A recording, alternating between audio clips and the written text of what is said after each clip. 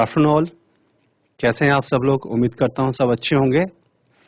तो डियर, जैसा कि आप लोगों को पता है कि हमारा सुपर 100 का प्रोग्राम शुरू हो चुका है और हम लोगों ने काफ़ी सारे लोगों के साथ बातचीत करके ये निष्कर्ष निकाला कि आपको जो है अभी हम लोग नीट के साथ साथ बोर्ड को दोनों को लेकर चलेंगे। तो इसके अंदर स्टडी कुछ इस हिसाब से लेके चलेंगे कि आपका बोर्ड एग्जाम भी हो और साथ में आपको नीट के भी क्वेश्चंस मिल जाएं। ठीक है, तो उसके रिगार्डिंग हम लोग क्या करेंगे, जैसा कि आप लोगों को पता है कि हमारे पास में जो एजुकेशन सिस्टम है उसके अंदर कुछ नए प्रोटोकॉल आ चुके हैं और आपका उत्तराखंड बोर्ड जो है ये सीबीएसई पैटर्न को फॉलो करता है।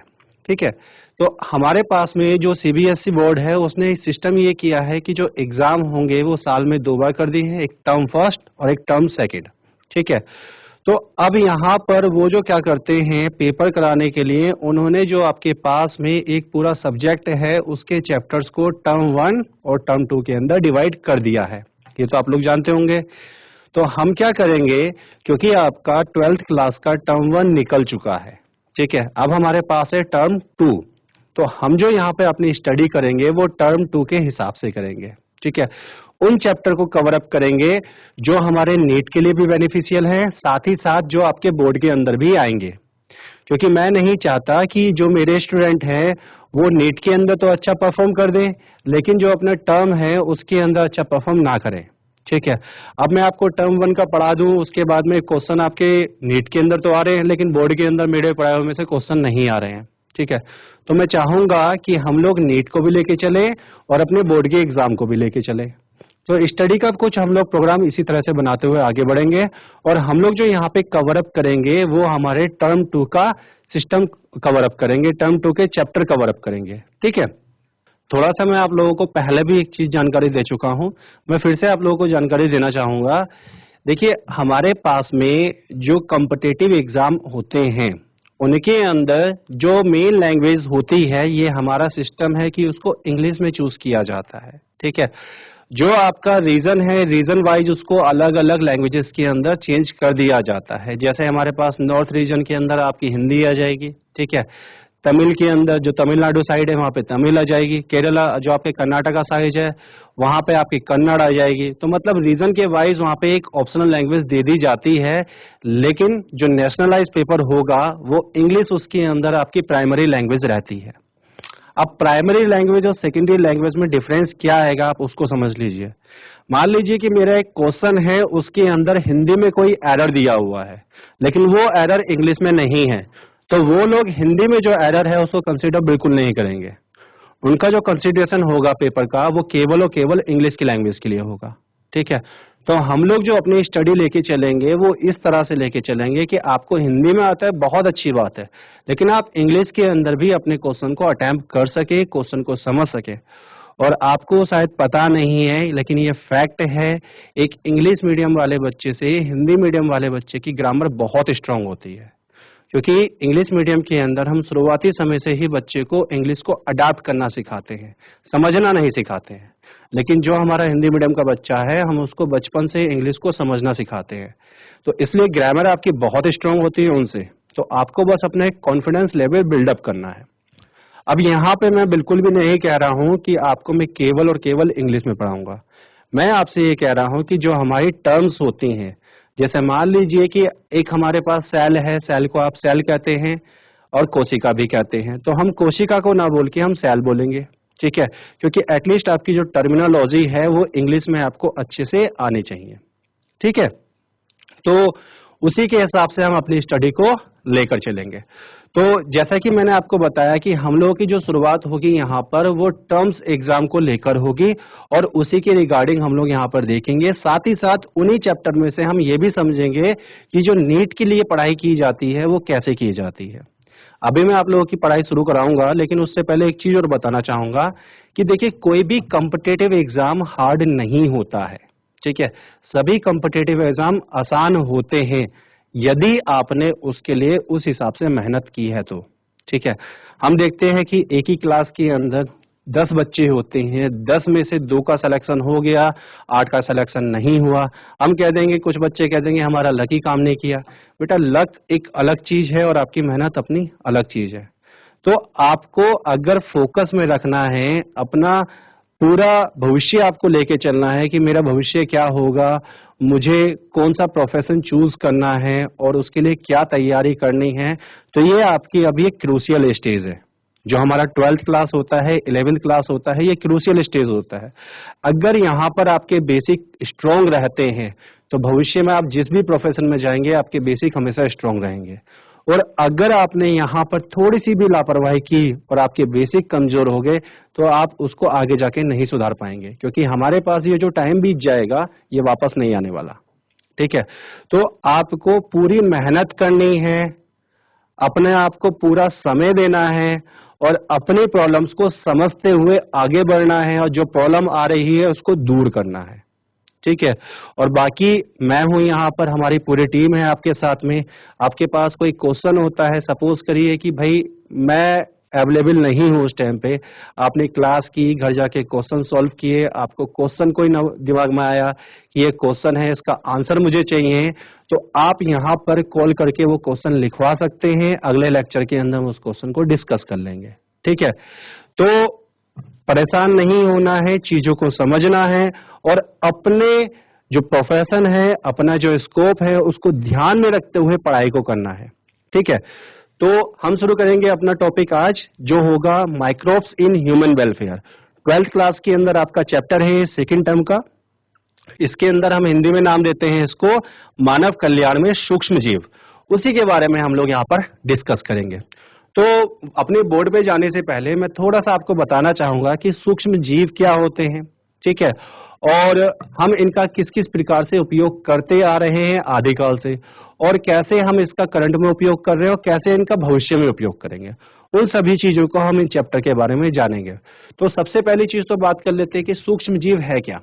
ठीक है, देखिए सूक्ष्म जीव उसको हम कहते हैं जिसको आप अपनी नग्न आंख से ना देख पाए।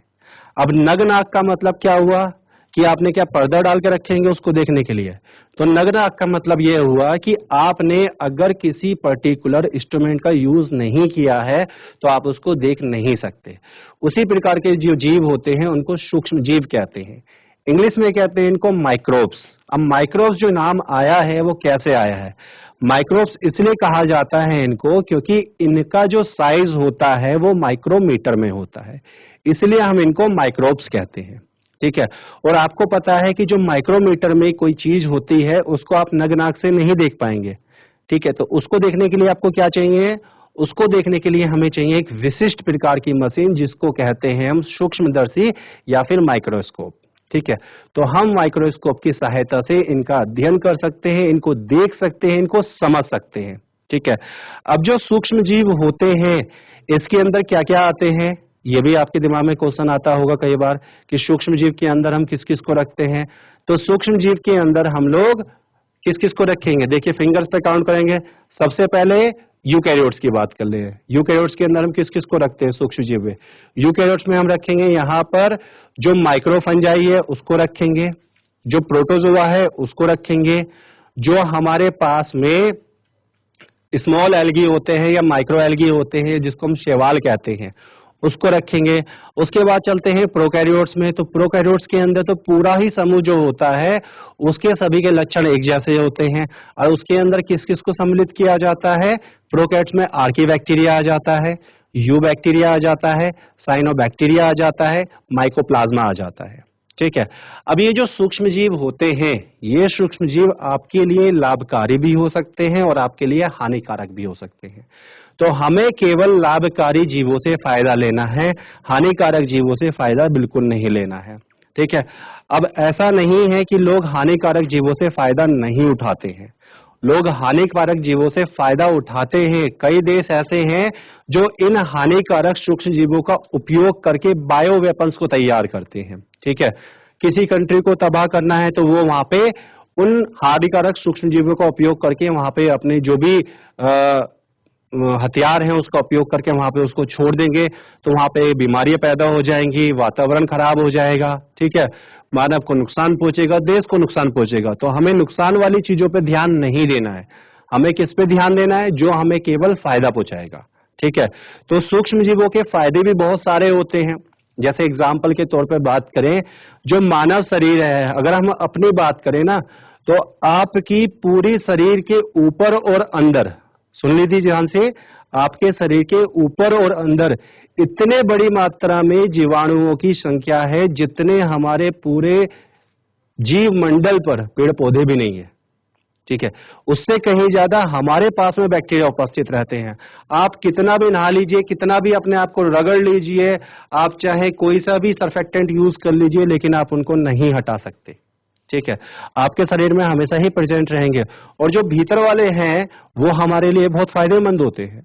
आपको पता है कि 11th क्लास में आपको पढ़ाया गया होगा डाइजेस्टिव सिस्टम, पाचन तंत्र, और पाचन तंत्र के अंदर आपकी जो लार्ज इंटेस्टाइन है उसके अंदर बताया जाता है एक ब्लाइंड सैक प्रेजेंट रहता है जहां पर बड़ी मात्रा में सूक्ष्म जीव उपस्थित रहते हैं, जिसमें मुख्यतः नाम आता है बैक्टीरिया का।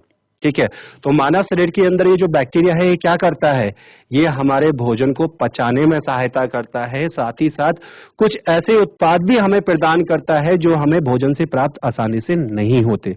जैसे एक नाम आता है इकोलाई। इकोलाई आपकी पाचन तंत्र में उपस्थित रहता है और ये आपको विटामिन के प्रदान करता है, और विटामिन के अन्य कार्यों के लिए फायदा पहुंचाता है। तो सूक्ष्म जीव हमारे शरीर के अंदर उपस्थित रह के भी हमें फायदा पहुंचाते हैं।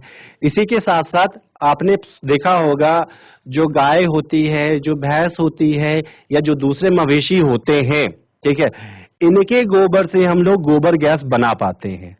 क्यों बना पाते हैं, ऐसा कारण क्या होता है? क्योंकि इनके गोबर में भी सूक्ष्म जीव उपस्थित रहते हैं जो उस गोबर में उपस्थित कार्बनिक पदार्थों का पाचन करके वहां पर बायोगैस को उत्पन्न करते हैं। और यही बायोगैस बेसिकली क्या है, आपकी गोबर गैस, और इसका हम उपयोग करते हैं। आपको पता है पहले के टाइम पे जो है गोबर गैस प्लांट हुआ करते थे, तो ये भी सूक्ष्म जीवों की वजह से हुआ। ठीक है, अब जो हमारे पास में गाय है उसके अंदर ये सूक्ष्म जीव है क्यों, तो बेसिकली वहां पे ये सूक्ष्म जीव जो है उसमें जो वो खाना खा रही है गाय, या जो भैंस है, या जो मवेशी है, जो वो भोजन प्राप्त कर रही हैं वो पेड़ों से प्राप्त करते हैं, आपको पता है। और उसके अंदर क्या प्रेजेंट होता है, सेल्यूलोज। अब सेल्यूलोज को डाइजेस्ट करने में ये सूक्ष्म जीव वहां पर सहायता प्रदान करते हैं, और ये एक प्रकार की गैस को उत्पन्न करते हैं जिसका नाम होता है मीथेन।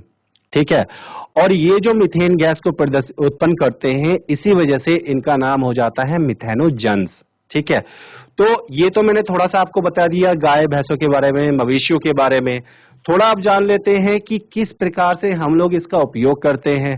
तो सूक्ष्म जीवों का उपयोग कोई नई बात नहीं है, बहुत पुराने समय से सूक्ष्म जीवों का उपयोग होता आ रहा है, बहुत पुराने समय से। ठीक है, जो पुरानी मानव सभ्यता थी वो भी सूक्ष्म जीवों का उपयोग करती थी। ठीक है, और उनकी वो जो ट्रेडिशनल नॉलेज है वो आज भी यूज की जाती है, साथ ही साथ उसका उपयोग अब हम इंडस्ट्री के अंदर भी करने लगे हैं। जैसे एग्जाम्पल के तौर पर मैं आपको बताता हूं, आप अपने घर में दही जमाते हैं, आपकी माताजी दही जमाती हैं, आपकी जो बहनें हैं वो दही जमाती हैं, या कभी आपको खाना बनाने का शौक चढ़ता है तो आप भी दही जमाते हैं। तो दही जमाने के लिए क्या करते हैं, दूध के अंदर थोड़ा सा पुराना दही ऐड कर देते हैं और आपका कुछ समय बाद दही बन जाता है दूध से। तो कैसे बन पाता है, जो आपने वो पीछे से थोड़ा सा जो दही का सैंपल लिया था जिसको आपने नए दूध में डाला है, उसमें बेसिकली प्रेजेंट रहते हैं बैक्टीरिया। और कौन सा बैक्टीरिया होता है, लैक्टिक एसिड बनाने वाला बैक्टीरिया। और ये जो लैक्टिक एसिड बनाने वाला बैक्टीरिया है अपने सही तापमान पर आने पर जो आपके पास दूध है उसको दही में रूपांतरित कर देता है। ठीक है, और दही बनाने की प्रक्रिया अभी नई नहीं है, ये आदिकाल से चली आ रही है। दही बनाने की प्रक्रिया, छाछ बनाने की प्रक्रिया, ये भी आदिकाल से चली आ रही है। और अगर आपको याद होगा तो जितने भी टीवी सीरियल्स आप देखते हैं, अगर किसी भी टीवी सीरियल पे आपने जो कृष्ण जी को लेके जो भी सीरियल बनाते हैं वहां पे आप देखते हैं कि वो उनको माखन खिलाते हैं। ठीक है, वो माखन खाने में बड़ी रुचि दिखाते हैं। और आपको पता है कि अभी के टाइम पे माखन कैसे बनता है, जब आप दही को फेंटने लगते हो तो जो एक तरफ है वो छाछ बन जाता है, दूसरी तरफ माखन बन जाता है। ठीक है, मतलब माखन बनाने के लिए आपको दही चाहिए। तो मतलब जिस समय पर कृष्ण जी थे उस समय पे भी दही का निर्माण होता था और प्रक्रिया वही है जो आज आप फॉलो करते हैं। तो मतलब इतने पुराने समय पे भी हम सूक्ष्म जीवों का उपयोग करते थे और उनके उपयोग से विभिन्न प्रकार के पदार्थ बनाते थे। ठीक है, हमारे घर के अंदर बहुत सारे ऐसे भोज्य पदार्थ हैं जिनके लिए हम सूक्ष्म जीवों का उपयोग करते हैं। जैसे आपने देखा होगा कुछ लोग घर पे जलेबी भी बनाते हैं, तो उसके लिए भी आपको सूक्ष्म जीव चाहिए। ठीक है, उसके अलावा जैसे साउथ में अगर हम लोग चले जाएं तो दक्षिण भारत में आपको डोसा मिलेगा, उपमा मिलेगा। ये सब चीजें कैसे बनती हैं? फर्मेंटेशन से। फर्मेंटेशन किसके द्वारा होता है? सूक्ष्म जीव के द्वारा। तो वो भी सूक्ष्म जीवों का उपयोग करते हैं।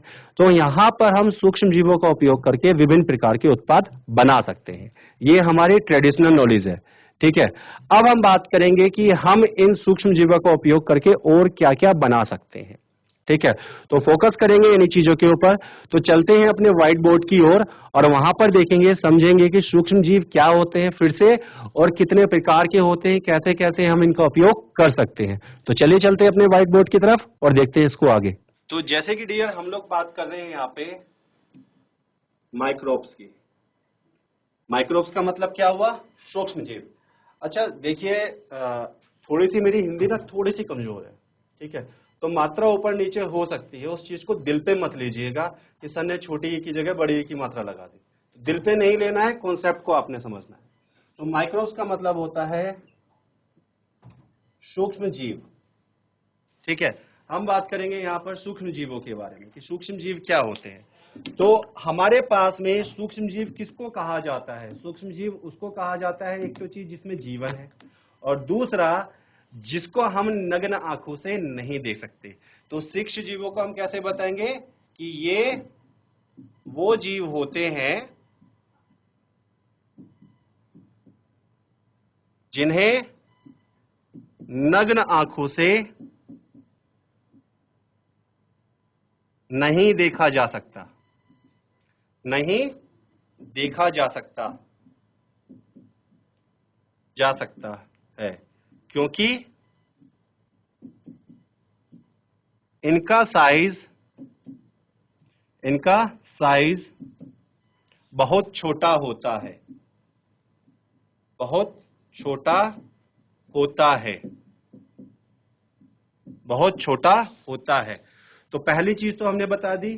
ठीक है, कि दूसरा पॉइंट हम देख लेते हैं। दूसरा पॉइंट यह होता है, तो इनको देखने के लिए किसका उपयोग किया जाता है?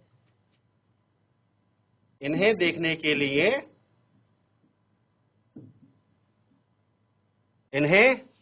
के लिए सूक्ष्मदर्शी मतलब माइक्रोस्कोप का उपयोग किया जाता है।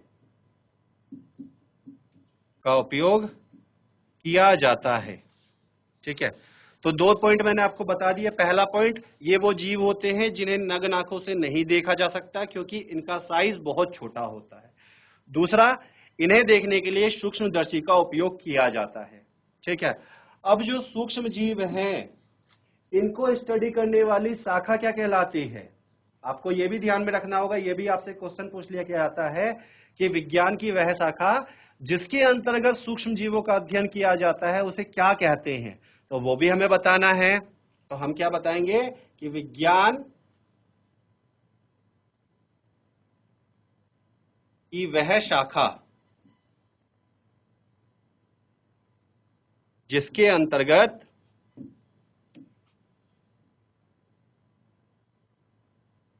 सूक्ष्म जीवों का अध्ययन किया जाता है, अध्ययन किया जाता है माइक्रोबायोलॉजी। अब ब्रैकेट में सूक्ष्म जीव विज्ञान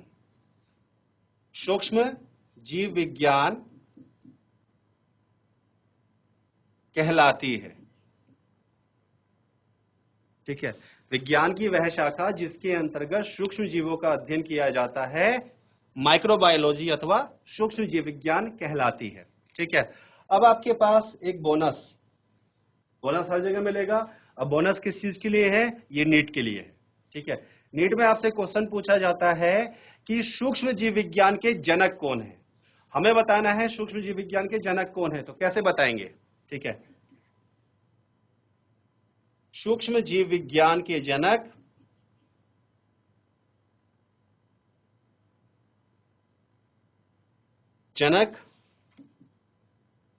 एंटोनी वॉन ल्यूवेनहॉक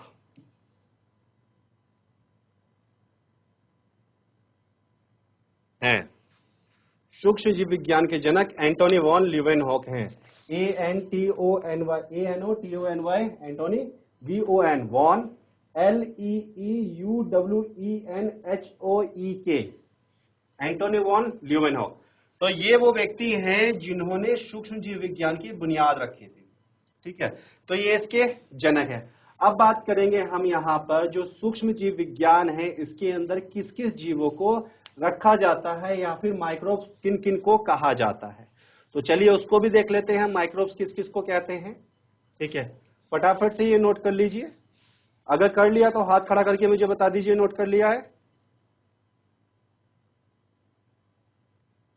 ठीक है, GIC हल्दुखाल, बेटा नोट किया आपने?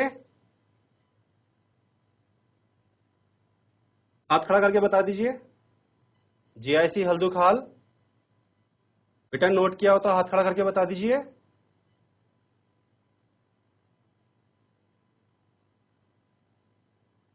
क्या आपको आवाज आ रही है मेरी GIC हल्दुखाल? अगर हाँ तो हाथ खड़ा करके बताइए।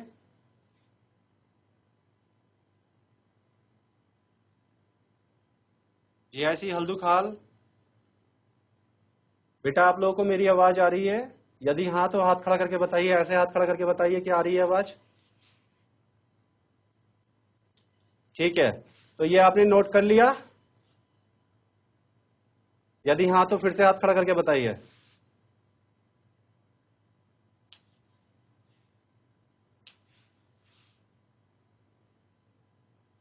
थोड़ा सा दूरी को भी बनाए रखें आपस में, और जो यहाँ पर लिखा हुआ है उस पर भी ध्यान दें। आपस में एक दूसरे की गप्पों के साथ में यहाँ पर भी ध्यान देना है आपको। और गप्पे करनी है तो क्लास के बाहर भी जाके कर सकते हैं आप लोग। ठीक है, तो चलिए आगे बढ़ते हैं इसके अंदर हम लोग। अब हम देखेंगे यहाँ पर कि किस किस को हम लोग सूक्ष्म जीवों की कैटेगरी में रखते हैं। ठीक है, तो हम बताएंगे यहाँ पे सूक्ष्म जीव मतलब माइक्रोब्स, सूक्ष्म जीव मतलब माइक्रोब। अब ये जो सूक्ष्म जीव है इसमें हम दो कैटेगरीज बनाएंगे। कौन कौन सी दो कैटेगरीज बनाएंगे? एक होगा यूकैरियोट्स, ठीक है, और दूसरा होगा प्रोकैरियोट्स। यूकैरियोट्स और प्रोकैरियोट्स। अब यूकैरियोट्स के अंदर हम किस किस को रखेंगे और प्रोकैरियोट्स में हम किस किस को रखेंगे, थोड़ा सा आपका बेसिक भी मैं क्लियर करूंगा यहाँ पर अभी आके आपके स्मार्ट बोर्ड पर, जहां पे मैं आपको कोशिका में अंतर बताऊंगा कि यूकैरियोट की कोशिका में क्या अंतर होता है और प्रोकैरियोट की कोशिका में क्या अंतर होता है। ठीक है, तो यहाँ पर हम देखते हैं यूकैरियोट्स के अंदर किस किस को सूक्ष्म जीव की अंतर्गत रखा जाता है। तो इसके अंदर किस किस का नाम आता है? पहला नाम आएगा यहां पर माइक्रोफंजाई। माइक्रोफंजाई का मतलब सूक्ष्म कवक। ठीक है, जैसे एग्जाम्पल मैं आपको बता दूं, ईस्ट, एग्जाम्पल आ गया ईस्ट, खमीर। दूसरा नाम माइक्रोएल्गी। माइक्रोएल्गी मतलब सूक्ष्म शैवाल। ठीक है, सूक्ष्म शैवाल के अंदर एग्जाम्पल मैं आपको बता दूं तो जैसे डाई एटम्स, ये आपकी 11th क्लास की एनसीईआरटी में दिया हुआ है। ठीक है, इसके आगे हम लोग बात करें यहां पर, अगला नाम आता है आपका प्रोटोजोआ। अब प्रोटोजोआ के अंदर जैसे एग्जाम्पल अगर मैं आपको यहाँ पे नाम बताऊं तो प्रोटोजोआ क्या होते हैं? ये होते हैं सूक्ष्म जंतु। प्रोटोजोआ होते हैं सूक्ष्म जंतु। सूक्ष्म जंतु के अंदर नाम मैं आपको बताऊं तो जैसे अमीबा, जैसे एक नाम आता है अमीबा, अगला नाम आता है पैरामीशियम। आप लोगों ने पढ़ा होगा पैरामीशियम 11वीं क्लास के अंदर, पैरामीशियम। इसके अलावा आपने प्लाज्मोडियम भी नाम सुना होगा। तो ये जो प्लाज्मोडियम होता है ये बीमारी पैदा करता है हमारे अंदर, मलेरिया। ये मलेरिया का पैरासाइट है। ठीक है, अब हम बात करेंगे यहां पर प्रोकैरियोट्स की, कि प्रोकैरियोट्स के अंदर हम किस किस को रखते हैं। तो देखिए प्रोकैरियोट्स के अंदर नाम आता है आपका बेसिकली मोनेरंस का। मोनेरंस क्या है ये? मोनेरंस। अब मोनेरंस किसको कहा जाता है? जो किंगडम मोनेरा के अंतर्गत आते हैं। और किंगडम मोनेरा के अंतर्गत कौन कौन आता है? जैसे यू बैक्टीरिया, जैसे यू बैक्टीरिया। ठीक है, अगला नाम आर्की बैक्टीरिया, आर्की बैक्टीरिया। ठीक है, इसके अलावा दूसरा नाम इसमें किसका आता है? Cyanobacteria, cyanobacteria. अब ये जो साइनोबैक्टीरिया है हम इसको बीजीए भी कहते हैं। क्या कहते हैं? बीजीए। बीजीए का मतलब बेटा blue green algae, blue green algae मतलब हरे नीले शैवाल। हिंदी में हरे नीले शैवाल।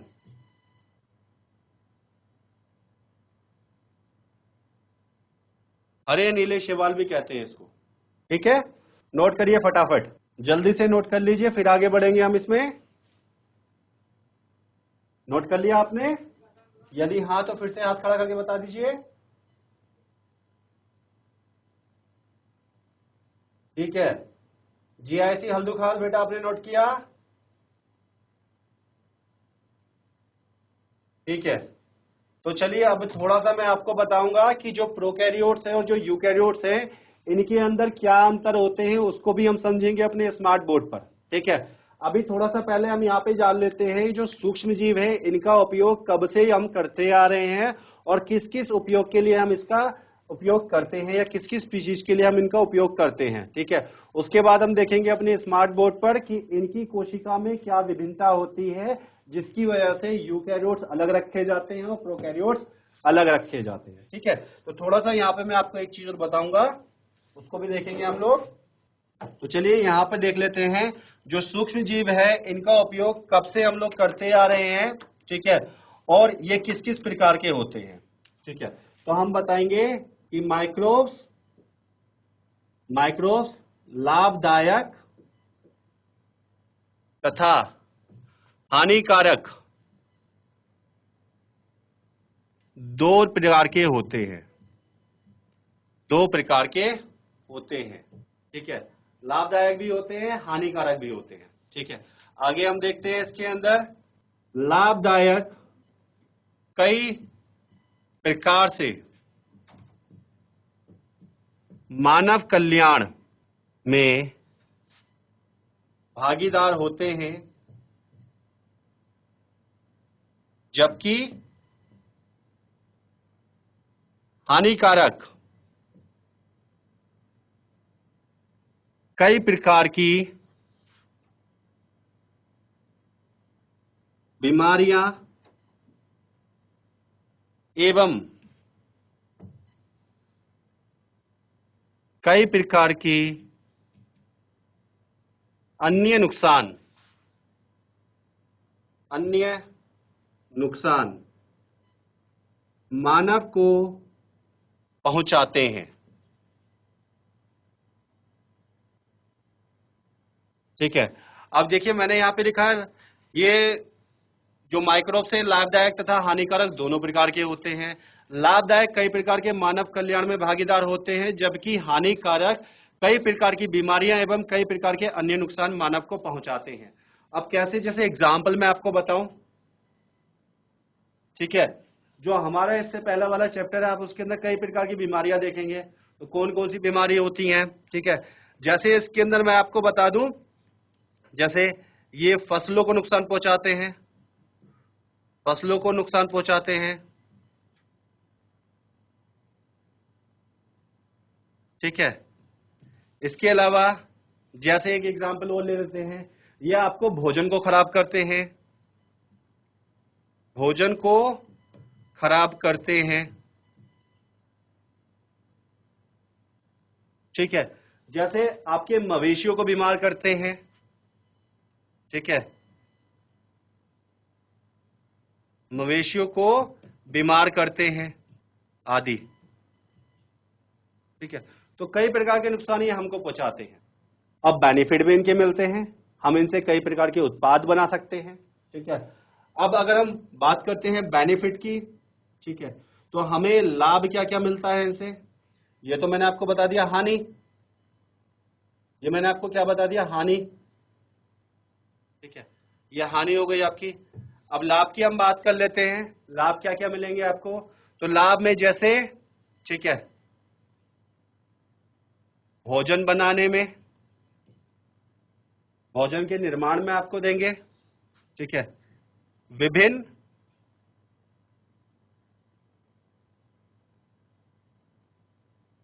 रसायनों को बनाने में,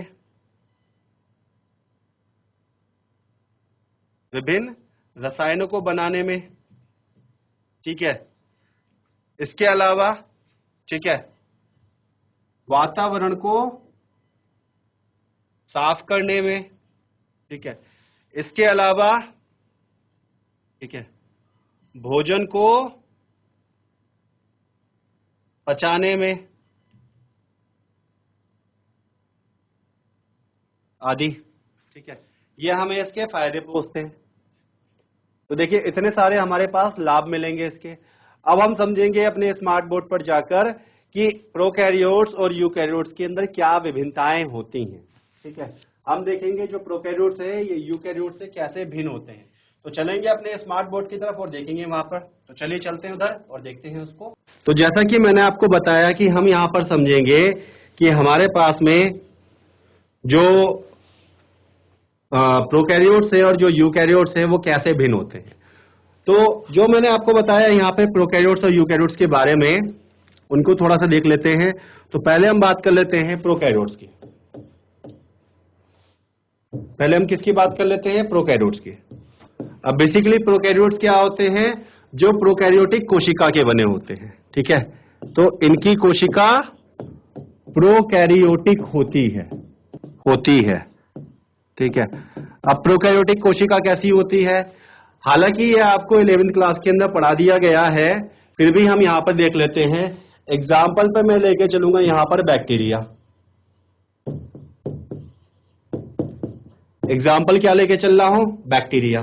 तो बैक्टीरिया की कोशिका कैसी होती है उसको हम समझ लेते हैं, ठीक है। तो देखिए देखते हैं यहां पर हम बैक्टीरिया की कोशिका के बारे में। जो बैक्टीरिया की कोशिका होती है वो किस प्रकार की होती है। तो डायग्राम आपने भी बिल्कुल साफ साफ बनाना है, और बायोलॉजी जो है बिना डायग्राम के संभव नहीं है। तो इसलिए डायग्राम भी आपने भी साफ साफ बनाने हैं, बिल्कुल कोई गलती नहीं करनी है। आगे बढ़ते हैं इसमें। तो ये बना रहे हैं हम बैक्टीरिया का डायग्राम।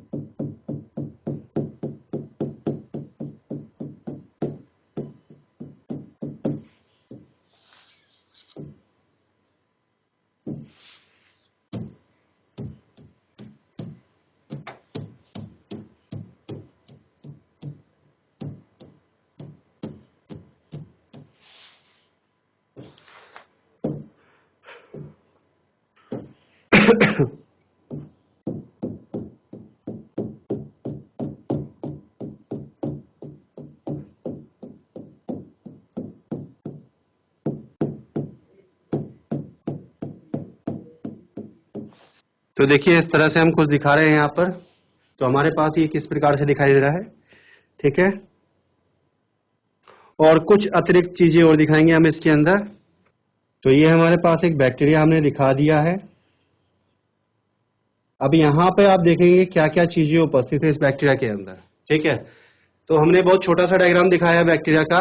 अब इसके अंदर देखेंगे क्या क्या चीजें हमारी पाई जा रही हैं, ठीक है। तो देख लेते हैं, इसको नाम दे देते हैं हम लोग, क्या क्या चीजें हमारी उपस्थित है। तो देखिए सबसे बाहर की तरफ मैंने एक संरचना दिखाई है, इसको कहते हैं हम लोग कैप्सूल या फिर स्लाइम लेयर, कैप्सूल या फिर स्लाइम लेयर, ठीक है। दूसरी तरफ जो नीले रंग का मैंने आपको दिखाया है, ये जो नीले रंग का है, ठीक है, ये कहलाता है सेल वॉल। सेल वॉल मतलब कोशिका भित्ति, ठीक है। और जो तीसरी तरफ मैंने आपको येलो कलर का दिखाया है ये, ठीक है, ये जो येलो कलर का आपको दिख रहा है ये होता है हमारा सेल मेम्ब्रेन मतलब कोशिका कला, ठीक है। वहीं हम बात करें अब सेल वॉल और सेल मेम्ब्रेन के बीच में एक छोटा सा स्थान दिख रहा है खाली, ठीक है। ये जो खाली स्थान दिख रहा है आपको, ये क्या कहलाता है, ये कहलाता है पेरी प्लाज्मिक स्पेस। और याद रखिएगा बेटा, ये पेरीप्लाज्मिक स्पेस केवल और केवल बैक्टीरिया में पाया जाता है, प्रोकैरियोट्स में पाया जाता है, यूकैरियोट्स में नहीं पाया जाता, ठीक है। ये दिखाया मैंने आपको इसका डीएनए, ठीक है। कौन सा डीएनए, गुणसूत्रीय डीएनए मतलब क्रोमोसोमल। कौन सा है ये, क्रोमोसोमल, ठीक है, ये क्रोमोसोमल डीएनए है, ठीक है।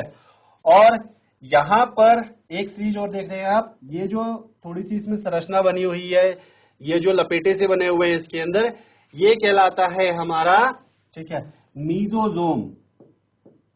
मीजोजोम यह कहलाता है मीजोजोम, ठीक है। अब देखिए इसके अंदर ये कुछ लाल रंग के आपको दाने से दिख रहे होंगे, कण दिख रहे होंगे लाल रंग के, ठीक है। ये कण क्या क्या है उनको मैं आपको बता देता हूं, ठीक है। जैसे ये कण है, ठीक है, जैसे ये कण है, ठीक है। ये कण क्या है, इस कण की हम बात करें तो ये कहलाते हैं हमारे राइबोसोम। क्या कहलाते हैं ये, राइबोसोम्स, ये कहलाते हैं राइबोसोम्स। और यूकैरियोट्स में कैसे राइबोसोम्स होते हैं, प्रोकैरियोट्स में sorry 70S type, 70S type के ये राइबोसोम होते हैं, 70S प्रकार के 70S टाइप, ठीक है।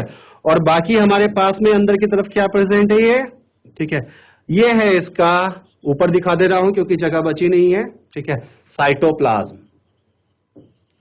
क्या है, साइटोप्लाज्म मतलब कोशिका द्रव्य, ये इसका कोशिका द्रव्य है। अब ये चाहो तो इसको भी बता दीजिए, ये क्या है इसका, फ्लैजिलम।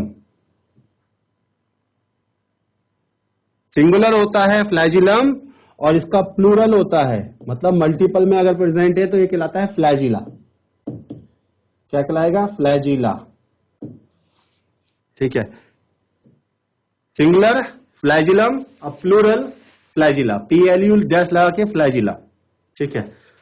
अब यहां पर अगर आप ध्यान से देखेंगे तो यहां पर कोशिका अंग के नाम पर, यहां पर कोशिका अंग के नाम पर केवल और केवल हमारे पास ये राइबोसोम प्रेजेंट है। कोशिका अंग के नाम पर सिर्फ और सिर्फ राइबोसोम, ठीक है। ये आपको ध्यान देना है, यहां पर यहीं से पता चलेगा हमारे पास यूकैरियोट्स और प्रोकैरियोट की कोशिका में क्या विभिन्नता नजर आएगी। तो यहां केवल राइबोसोम उपस्थित है। इसके अलावा आप देखेंगे तो यहां पे जो डीएनए है, ठीक है, उसके चारों ओर किसी भी प्रकार की कोई भी बाउंड्री नहीं है, किसी भी प्रकार का कोई आवरण नहीं है। यहां पर कोई भी प्रकार का न्यूक्लियर एनवेलप मतलब केंद्रक आवरण उपस्थित नहीं है। यहां का डीएनए सीधे संपर्क में है हमारे साइटोप्लाज्म के, और ये बहुत बड़ी बात होती है जिसकी वजह से ये हमारा भिन्न हो जाता है यूकैरियोट से। तो उम्मीद करता हूं आप लोगों ने ये डायग्राम बनाया होगा। तो GGIC वर्कआउट बेटा आपने बना लिया डायग्राम, ठीक है। और GIC खटीमा बना लिया बेटा आपने भी? यदि हाँ तो हाथ खड़ा कर दीजिए।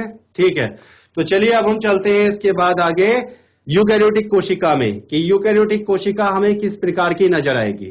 ठीक है, तो यहां पर मैं आपको पादप कोशिका के संदर्भ में बताऊंगा। मैं पहले ही बता रहा हूं, पादप कोशिका के संदर्भ में मैं आपको बताऊंगा कि यूकैरियोट की कोशिका किस प्रकार की नजर आती है। तो चलिए उसको भी देख लेते हैं एक बार कि किस प्रकार की नजर आएगी हमारी पादप कोशिका। ठीक है, तो उसका भी डायग्राम बना लेते हैं। अब ये मत कहिए कि मैंने बेंजीन का रिंग बना दिया है। बेंजीन रिंग नहीं बना रहा हूं मैं, यहाँ पे पादप कोशिका बना रहा हूं। तो डायग्राम बनाने की प्रैक्टिस आप लोग भी अच्छे से कर लीजिए, क्योंकि जब आपके पास में बोर्ड में क्वेश्चन पूछा जाएगा, अगर आपने उसका आंसर डायग्राम के साथ दिया है तो आपको बहुत अच्छे मार्क्स मिलेंगे। और भविष्य में जब आप डॉक्टर बनेंगे तब भी आपने डायग्राम बनाने ही हैं। ठीक है, तो डायग्राम बनाने की प्रैक्टिस जरूर बनाए रखिए अपने अंदर। ठीक है, चलिए अब इसके अंदर देखते हैं कुछ चीजों को। तो ये हम पादप कोशिका के संदर्भ में देख रहे हैं यूकैरियोट कोशिका को, और समझेंगे इसमें क्या ऐसी चीजें हैं जो इसको भिन्न बनाती हैं प्रोकैरियोट से। ठीक है,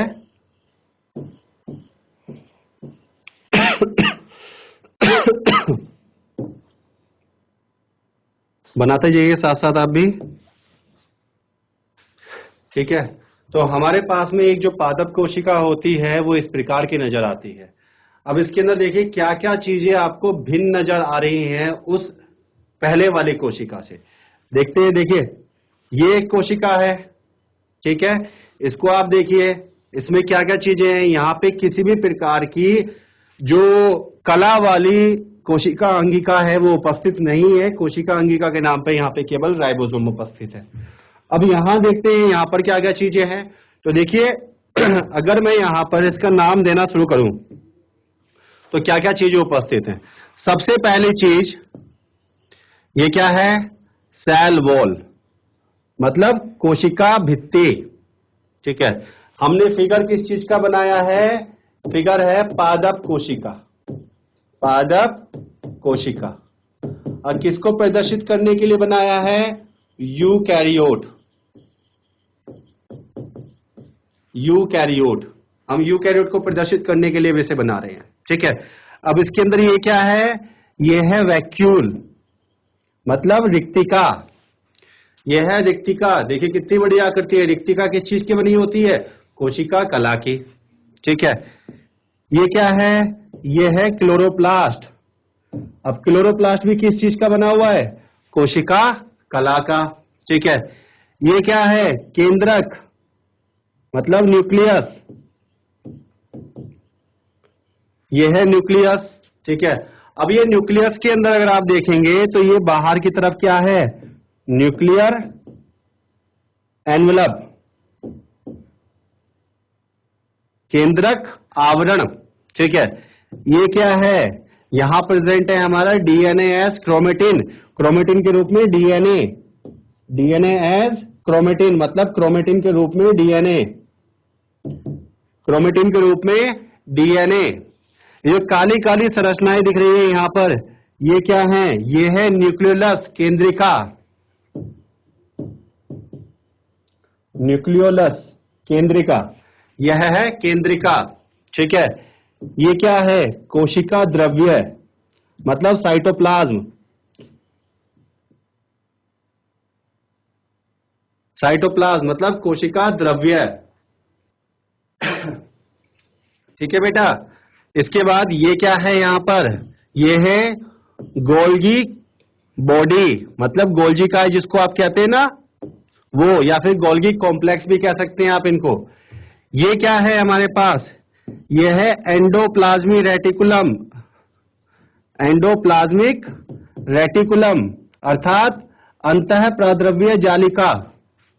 अंतः प्राद्रव्य जालिका, एंडोप्लाज्मिक रेटिकुलम। ये क्या बनाया हमने, ये बनाया है माइटोकॉन्ड्रिया। माइटोकॉन्ड्रिया, यह है हमारा माइटोकॉन्ड्रिया।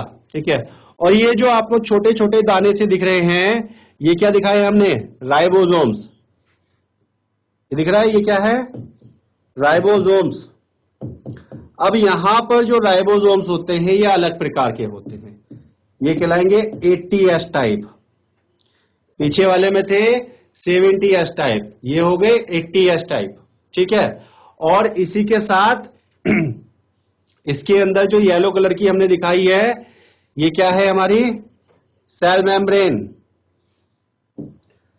सेल मेम्ब्रेन, कोशिका कला, कोशिका कला। तो देखिए अब हमारे पास में ये जो कोशिका है, ठीक है, ये कितनी ज्यादा भिन्न है इस वाली कोशिका से। मैं पीछे दिखा रहा हूं आपको, ये देखिए ये एक छोटी सी कोशिका, इसके अंदर कोशिका अंग के नाम पे केवल क्या है, राइबोसोम। और जो यहां पे नाम आ रहा है ना कैरियोट, कैरियोट, कैरियोट मतलब क्या हुआ, केंद्रक का प्रकार। यहां पे लिखा है प्रो मतलब प्रिमिटिव, ठीक है, अंडर डेवलप जो पूरी तरह से विकसित नहीं हुआ है। इसको आप देखिए यहां पर क्या है, यहां लिखा है मैंने यूकैरियोट मतलब, ठीक है, ट्रू न्यूक्लियस मतलब यहां पर जो केंद्रक मिल रहा है ये पूर्ण रूप से उपस्थित है। कैसे पूर्ण रूप से उपस्थित है, यहां पर केंद्रक का आवरण है, मतलब जो केंद्रक का द्रव्य है ये कोशिका द्रव्य से पूर्ण रूप से अलग है, पहली चीज। ठीक है, दूसरा यहां पर जो डीएनए है काफी उलझा हुआ है, क्रोमेटिन के रूप में उपस्थित है। ठीक है, और यहां पर न्यूक्लियोलस भी उपस्थित है।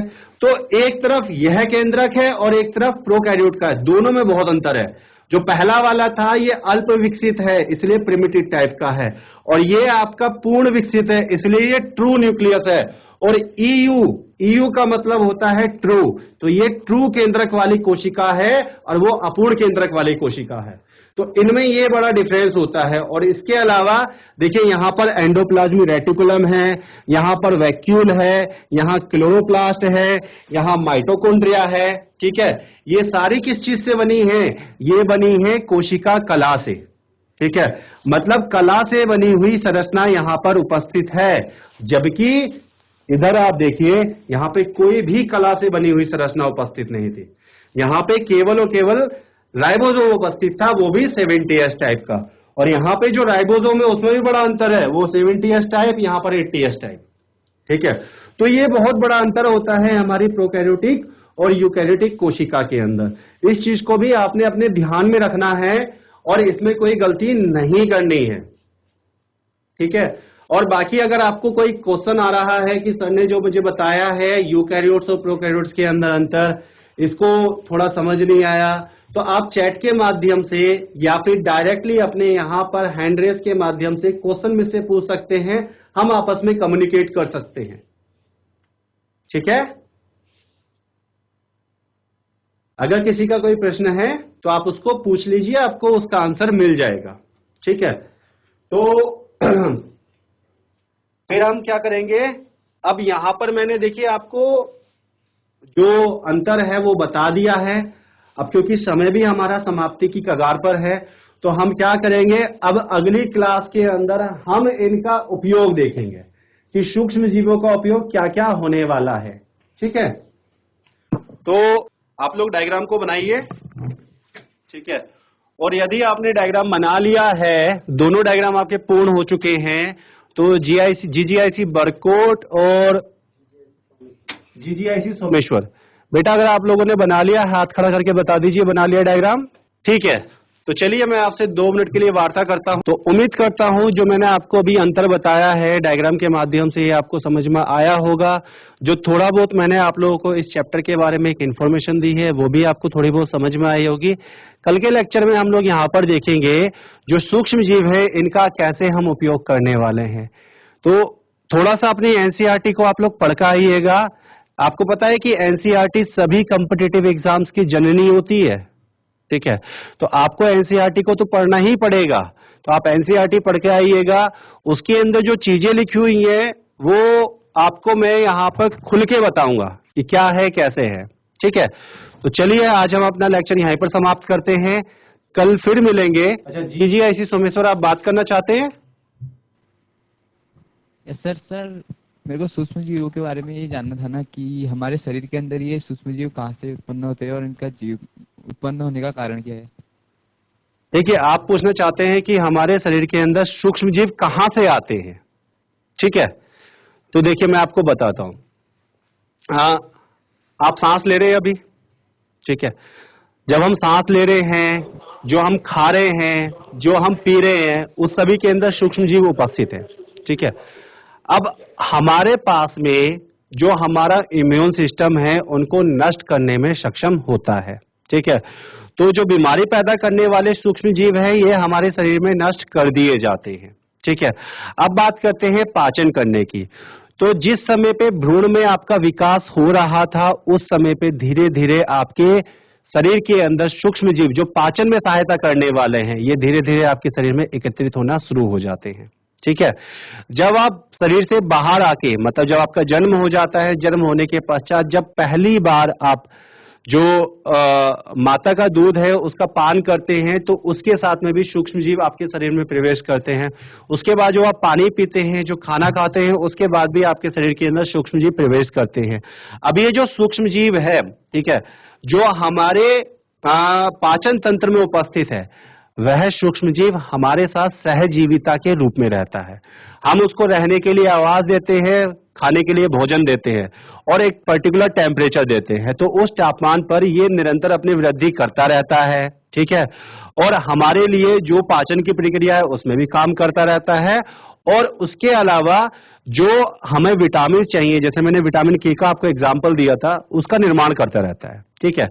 अब यहां पर आपने एक चीज देखी होगी, कभी आपने नोटिस किया होगा कि जब आपको तबीयत खराब होती है ना, जैसे आपको बुखार आ गया, खांसी हो गई, चोट लग गई, तो डॉक्टर आपको एंटीबायोटिक देते हैं आपको, हाँ या ना? ठीक है, तो डॉक्टर आपको एंटीबायोटिक देते हैं। तो ये जो एंटीबायोटिक होती है उसके खाने के पश्चात आपके अंदर अपच की परेशानी शुरू हो जाती है, ठीक है। आपका भोजन नहीं पच पाता है, ठीक है। आपको कॉन्स्टिपेशन होने लगता है, बदहाजमी होने लगती है। तो डॉक्टर आपको जब वो एंटीबायोटिक देता है ना तो उसके साथ में कहता है कि फलों का सेवन करना, ठीक है, या फिर कुछ प्री एंड प्रोबायोटिक देता है। तो ये जो प्री और प्रोबायोटिक होते हैं ये क्या करते हैं, एंटीबायोटिक उन्हीं सूक्ष्म जीवों को नष्ट कर देती है जो हमारे लिए लाभदायक थे, ठीक है। तो वो जो प्री और प्रोबायोटिक है वो उनको दोबारा से पनपने में सहायता करता है, ठीक है। तो जब तक अब हमारा अस्तित्व है तब तक ये हमारे अंदर प्रेजेंट रहेंगे और अगर ये प्रेजेंट नहीं रहेंगे तो हमें नुकसान पहुंचाएंगे, ठीक है। तो ऐसे में भोजन हमारा नहीं डाइजेस्ट हो पाएगा और विटामिन के नहीं मिल पाएगा, ठीक है। नहीं होते तो डियर सर, अगर सूक्ष्म जीव शरीर के अंदर नहीं होते तो क्या उससे शरीर में कोई नुकसान होता? हाँ देखो बेटा, सबसे पहली प्रॉब्लम तो ये होगी कि आपका पाचन नहीं होगा। अब पाचन नहीं होगा तो आपको क्या होने लगेगी, ठीक है, पेट में कॉन्स्टिपेशन की समस्या शुरू हो जाएगी, बदहाजमी जिसको कहते हैं, ठीक है। जब कॉन्स्टिपेशन नहीं होगा तो जो आपका मल त्याग है वो ढंग से नहीं हो पाएगा, वो आपके शरीर में इकट्ठा होना शुरू हो जाएगा। धीरे धीरे क्या होगा, जो आते हैं उनमें इन्फेक्शन होना शुरू हो जाएगा, आंतों में इन्फेक्शन होगा तो आपको फिर क्या होगा, फीवर आना शुरू हो जाएगा। फीवर आएगा तो पूरे शरीर का जो टेम्परेचर है वो बढ़ेगा, तो जो आपके सभी एंजाइम है उनकी कार्य करने की क्षमता पे भी प्रभाव पड़ेगा और अल्टीमेटली क्या होगा, हम बीमार रहने लगेंगे, ठीक है। तो कहते हैं ना, बाबा रामदेव को भी सुना होगा कहते हुए कि पेट स्वस्थ तो सब कुछ स्वस्थ, ठीक है। चलिए, तो फिर मिलते हैं अगले क्लास के अंदर। तो तब तक के लिए आप सभी लोगों को बेस्ट ऑफ लक, स्वस्थ रहिए, अपना ध्यान रखिए, अपने परिवारजनों का ध्यान रखिए। कल फिर मिलते हैं हम लोग अपने समय पर।